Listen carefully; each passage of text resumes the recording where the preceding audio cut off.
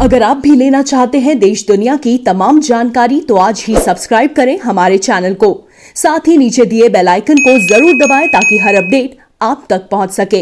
नमस्कार, Prabhasakshi news centre पर आप सभी का स्वागत है। केंद्रीय स्वास्थ्य मंत्री डॉक्टर हर्षवर्धन ने कोविड वैक्सीन को लेकर एक बड़ा बयान दिया है और कहा है कि यह वैक्सीन अगले साल के शुरू में आ जाने की उम्मीद है। इसके अलावा उन्होंने कहा है कि यह एक नहीं कई स्रोतों से उपलब्ध हो सकती है। आज जब ग्रुप ऑफ मिनिस्टर्स की मीटिंग हो रही थी उस दौरान स्वास्थ्य मंत्री ने यह बड़ी बात कही और कहा कि सरकार कोविड वैक्सीन के वितरण की रणनीति तैयार कर रही है। आइए आपको दिखाते हैं क्या है पूरा मामला। कोरोना वायरस महामारी के बीच केंद्रीय स्वास्थ्य मंत्री डॉक्टर हर्षवर्धन ने मंगलवार को कहा कि भारत में अगले साल की शुरुआत तक कोरोना वायरस के खिलाफ वैक्सीन उपलब्ध होने की उम्मीद है। उन्होंने कहा कि हम उम्मीद कर रहे हैं कि हमारे पास एक से ज़्यादा स्रोत से वैक्सीन उपलब्ध होगी। हाल ही में केंद्रीय मंत्री ने कहा था कि 2021 की पहली तिमाही तक हमारे पास एक कोरोना वैक्सीन उपलब्ध होने की संभावना है। केंद्रीय स्वास्थ्य मंत्री डॉक्टर हर्षवर्धन ने मंत्री समूह की बैठक के दौरान कहा, हम उम्मीद कर रहे हैं कि अगले साल की शुरुआत में एक से अधिक स्रोतों से देश में वैक्सीन उपलब्ध होगी। देश में टीकों का वितरण किस प्रकार से किया जाए, इसे लेकर हमारे विशेषज्ञ समूह पहले से ही रणनीति तैयार करने में जुटे हुए हैं। हम निश्चित रूप से कोल्ड चेन सुविधाओं को मजबूत कर रहे हैं। मौजूदा समय में देश में 4 कोरोना वायरस वैक्सीन का pre clinical trial advanced stage में है। इससे पहले रविवार को स्वास्थ्य मंत्री ने कहा था कि सरकार ने भारत में कोविड-19 टीके के आपातकालीन प्रयोग की मंजूरी पर फिलहाल कोई निर्णय नहीं किया है। उन्होंने कहा, रोगियों की सुरक्षा सुनिश्चित करने की खातिर टीके के आपातकालीन प्रयोग की अनुमति देने के लिए पर्याप्त सुरक्षा और प्रभावी आंकड़ों की जरूरत होगी। आंकड़ों के आधार पर ही आगे की कार्रवाई निर्भर करेगी। स्वास्थ्य मंत्री ने रविवार को कहा था, भारत की बड़ी आबादी को देखते हुए एक वैक्सीन या एक वैक्सीन विनिर्माता पूरे देश की वैक्सीन की जरूरतों को पूरा नहीं कर सकता है। इसलिए हम भारतीय आबादी के लिए उनकी उपलब्धता के अनुसार देश में कई कोविड-19 वैक्सीन को पेश करने की व्यवहार्यता का आकलन करने के लिए स्वतंत्र हैं। We are expecting that early next year we should have vaccine in the country from maybe more than one source, and our expert groups are already formulating and devising strategies to plan out how do we roll out the distribution of the vaccines in the country, who do we give the vaccine first, and then of course we are strengthening the cold chain facilities and all those things. You will come to know about all this in the detailed presentation that will be made by Dr. V.K. Paul.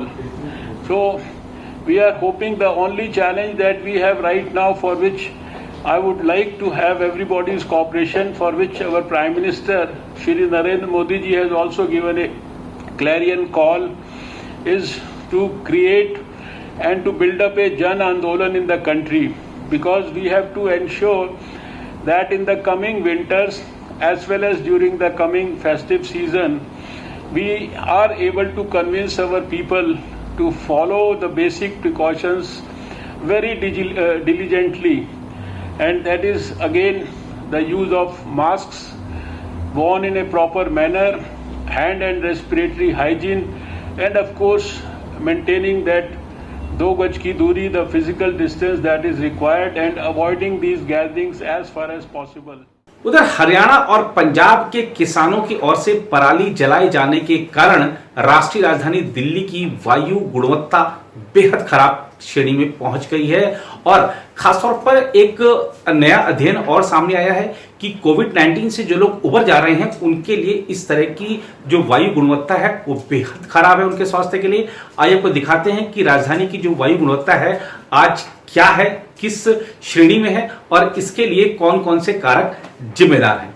हवा की गति कम होने और तापमान कम होने के चलते प्रदूषक तत्वों के हवा में जमा होने के कारण राष्ट्रीय राजधानी दिल्ली की वायु गुणवत्ता मंगलवार सुबह बहुत खराब श्रेणी में पहुंच गई। इस मौसम में पहली बार हवा की गुणवत्ता इतनी खराब हुई है। पृथ्वी विज्ञान मंत्रालय की वायु गुणवत्ता प्रारंभिक चेतावनी प्रणाली के अनुसार पंजाब, हरियाणा और पाकिस्तान के नजदीकी क्षेत्रों में खेतों में पराली जलाने की घटना में वृद्धि भी दिल्ली एनसीआर में वायु गुणवत्ता को प्रभावित करने वाली है। महानगर में सुबह 9:30 बजे वायु गुणवत्ता सूचकांक यानी AQI 304 दर्ज किया गया, जो बहुत खराब श्रेणी में आता है। सोमवार को 24 घंटे का औसत AQI 261 रहा, जो फरवरी के बाद से सबसे खराब है। यह औसत रविवार को 216 और शनिवार को 221 दर्ज किया गया था। दिल्ली के वजीरपुर में AQI 380, विवेक विहार में 355 और जहांगीरपुरी में 349 रहा, जहां सबसे अधिक प्रदूषण का स्तर दर्ज किया गया।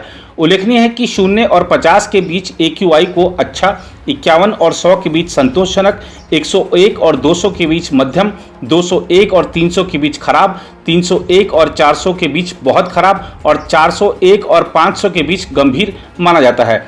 दिल्ली प्रदूषण नियंत्रण समिति के एक वरिष्ठ वैज्ञानिक ने कहा कि हवा की गुणवत्ता में गिरावट का कारण हवा की कम गति और कम तापमान हो सकता है, जिसके चलते हवा में प्रदूषक जमा होने लगे हैं। उन्होंने कहा पड़ोसी राज्यों में भी पराली जलाने की घटनाएं बढ़ गई हैं। इसके अलावा वेंटिलेशन इंडेक्स कम है। वेंटिलेशन इंडेक्स वह गति है जिस पर प्रदूषक पदार्थ फैल सकते हैं।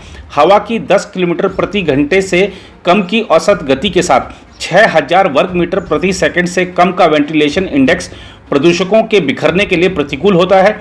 CPCB के आंकड़ों के मुताबिक दिल्ली NCR में PM10 का स्तर सुबह 9 बजे 300 माइक्रोग्राम प्रति घन मीटर रहा। भारत में 100 माइक्रोग्राम प्रति घन मीटर से नीचे PM10 का स्तर सुरक्षित माना जाता है।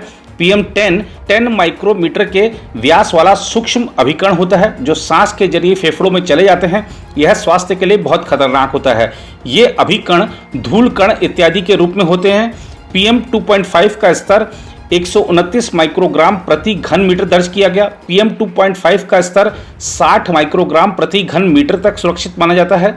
PM2.5 अति सूक्ष्म महीन कण होते हैं, जो रक्त प्रवाह में भी प्रवेश कर सकते हैं। नासा के कृत्रिम उपग्रह द्वारा ली गई तस्वीरों के मुताबिक पंजाब के अमृतसर और फिरोजपुर और हरियाणा के पटियाला, अंबाला और कैथल के पास बड़े पैमाने पर आग जलती हुई दिखाई दी। भारत मौसम विज्ञान विभाग के अनुसार मंगलवार सुबह हवा की अधिकतम गति 4 किलोमीटर प्रति घंटा थी। कम तापमान और स्थिर हवाएं वायु गुणवत्ता को प्रभावित करने के साथ जमीन के करीब प्रदूषकों के संचय में मदद करती हैं। विशेषज्ञों ने चेतावनी दी है कि दिल्ली NCR में हवा की खराब गुणवत्ता के कारण वायु प्रदूषण बढ़ने से कोविड-19 महामारी और बढ़ सकती है। वायु प्रदूषण दिल्ली के लिए एक गंभीर समस्या बन गई है। इस वर्ष दिल्ली सरकार ने बड़े पैमाने पर वायु प्रदूषण विरोधी अभियान युद्ध प्रदूषण के विरुद्ध शुरू किया है, जिसका नेतृत्व मुख्यमंत्री अरविंद केजरीवाल और पर्यावरण मंत्री गोपाल राय कर रहे हैं। सर्दियों में वायु प्रदूषण के उच्च स्तर से निपटने के लिए उठाए जा रहे कदमों की निगरानी के लिए दिल्ली सचिवालय में 10 सदस्यीय विशेषज्ञ टीम के साथ एक ग्रीन वॉर रूम स्थापित किया गया है। पर्यावरण विभाग ने भी धूल नियंत्रण मानदंडों का उल्लंघन करने वालों के खिलाफ कड़ी कार्रवाई की है। सरकार मंगलवार को राष्ट्रीय राजधानी में धान के खेतों में पूसा बायो डिकम्पोजर घोल का छिड़काव भी शुरू करने जा रही है। विशेषज्ञों का कहना है कि यह 15 से 20 दिनों में फसल अवशेष को खाद में बदल सकता है और इस तरह से पराली को जलने से रोका जा सकता है, जिसके जरिए वायु प्रदूषण को कम किया जा सकता है।